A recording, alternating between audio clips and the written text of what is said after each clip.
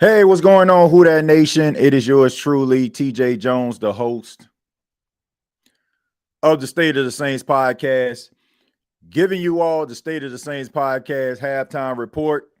The New Orleans Saints are getting their ass whipped by the Seattle Seahawks by a score of 38-6. I'm going to say that again. The New Orleans Saints are getting whooped by the Seattle Seahawks by a score of 38-6. The New Orleans Saints didn't even get off the damn bus. If you checked out the prediction episode, I think the last thing I told you all was I'll see you all for the post-game show. Wasn't going to do a halftime show. Wasn't going to talk about the Saints. I was just going to just let it ride. Probably order me something to eat. Kind of eat some food, chill a little bit. But this is embarrassing. This is embarrassing. I can understand the New Orleans Saints not being a good football team in 2025. As a matter of fact, I don't think anybody, for the most part, thought the New Orleans Saints would be a good team in 2025. But the fact that they actually getting slapped around like this and the defense getting sliced through like Swiss cheese, can't stop the run, can't stop the pass, and the special teams, Galliano, I don't know what the heck is going on with him, but this special teams looks terrible.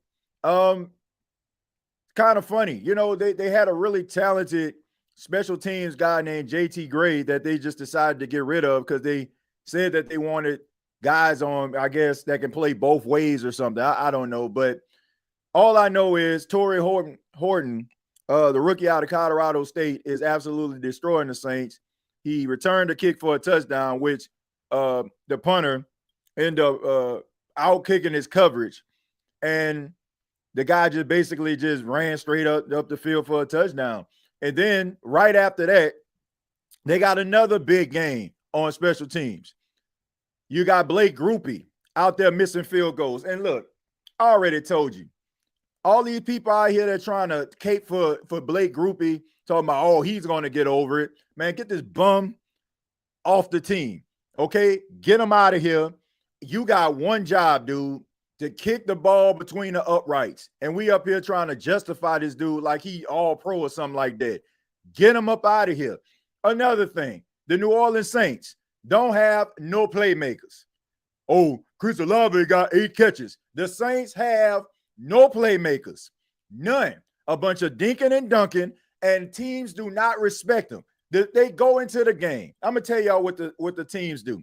They go into the games. Let's play cover 2, right? Let's just do shell coverage. Shell cover 2. Make sure nothing go over our head. You know why? Because they don't respect the New Orleans Saints wide receivers. There's no dogs on this football team at the wide receivers. There's no dogs on this football team at the receiver position, period.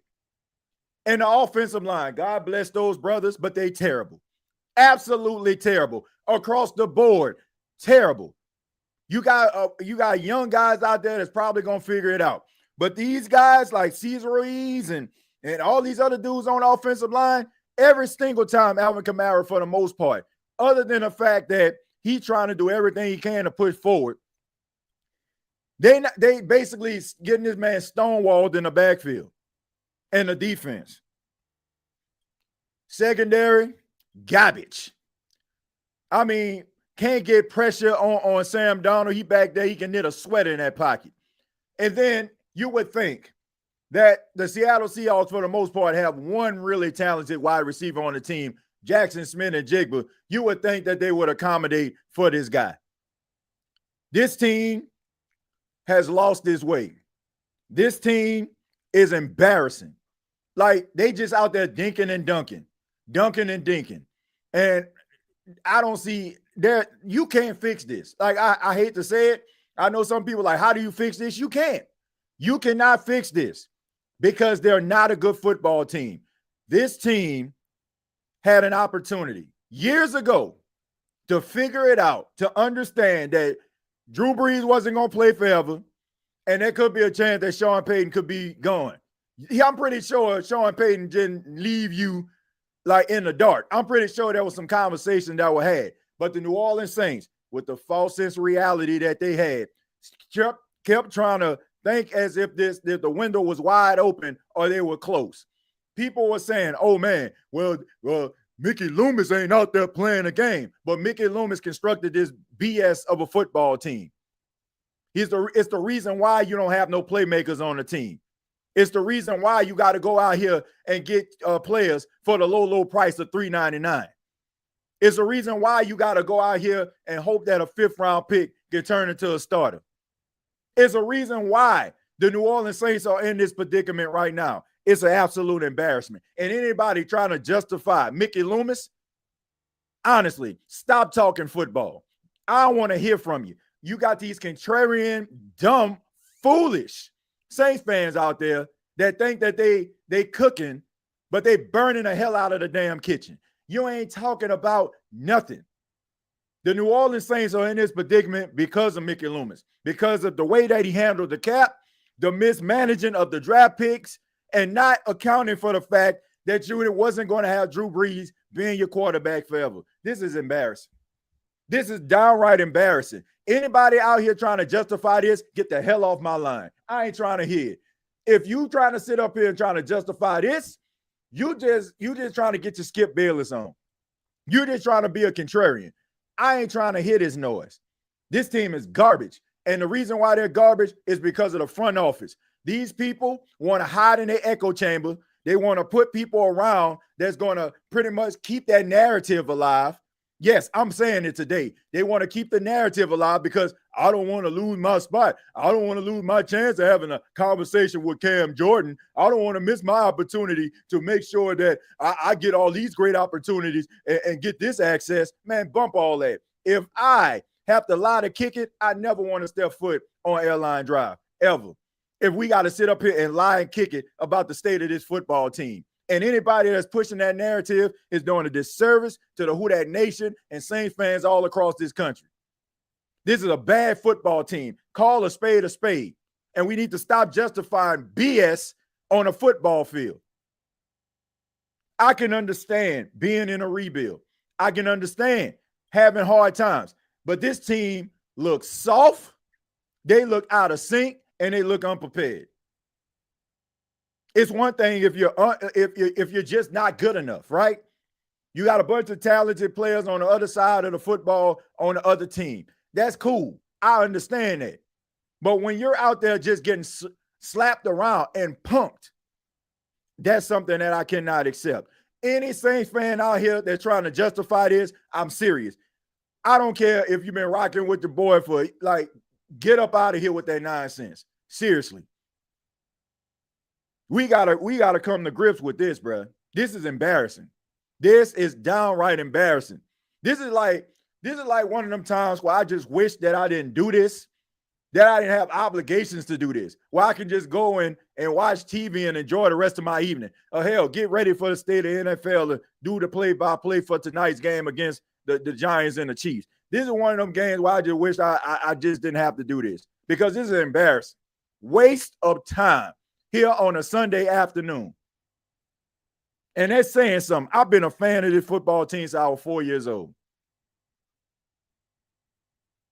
But going back and watching this football game and watching these boys fumble all over themselves, it just gives me those vibes like it was growing up in the 90s when you knew the Saints weren't going to win a football game.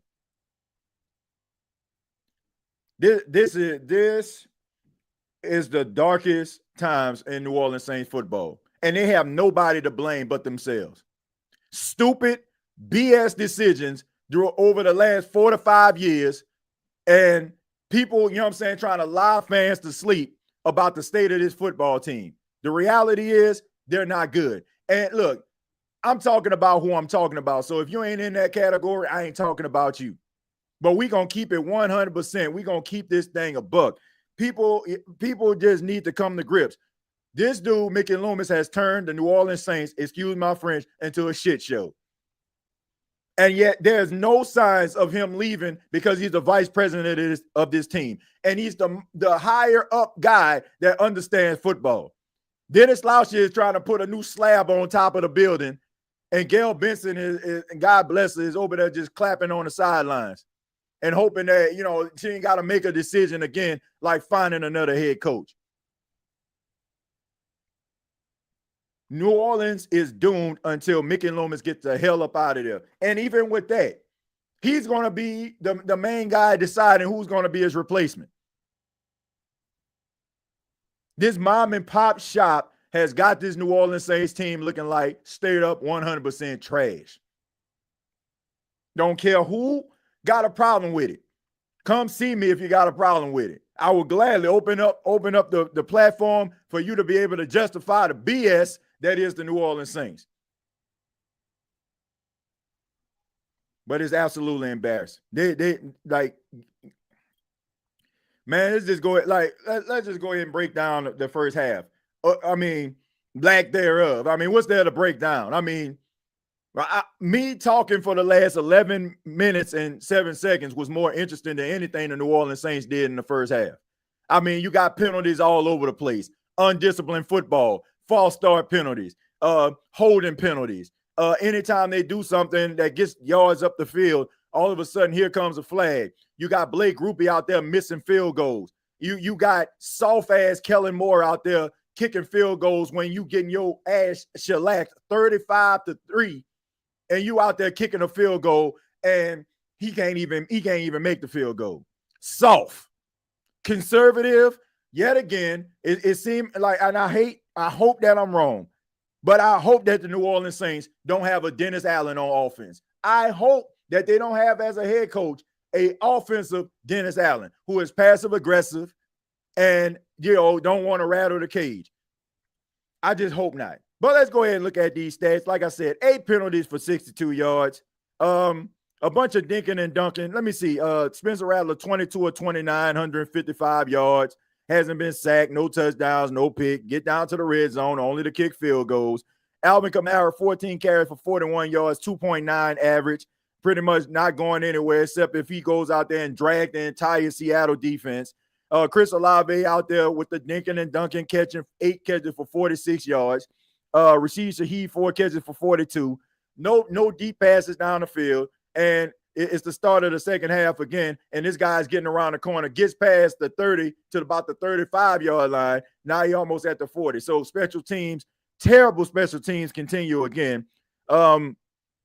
Like I said, just a bunch of just a absolute embarrassment. One of the most embarrassing first halves I've ever seen in a very long time when it comes to the New Orleans Saints. No answers. And I don't see any end in sight. This is your New Orleans Saints football team in 2025, ladies and gentlemen. And I don't see any signs of letting up. You getting embarrassed and beat down by the Seattle Seahawks, and you got to play the best team in the entire NFL next week in Buffalo, by the way. So good luck with all that. I'm sick of it, man. I'm sick of it. I'm absolutely sick of it, man. I'm sick of the gaslighting. Look at this. I mean, wide open, right in the middle of the field. Cooper Kupp, wide open in the field. Space and opportunity. Just getting absolutely embarrassed out there. Look, but we'll be back for the start. Well, at the end of the show, we'll be doing a post-game show. Break down this whatever the hell this is. I would call it a football game, but I think I'll be doing a disservice to football games. But we will do the post-game show on the Bleacher Report. I'm going to go ahead and put that link in there immediately following whatever the hell this is. We'll be back, and we'll also be doing the State of Saints podcast post-game show. Till next time, all I got to say is, who dat?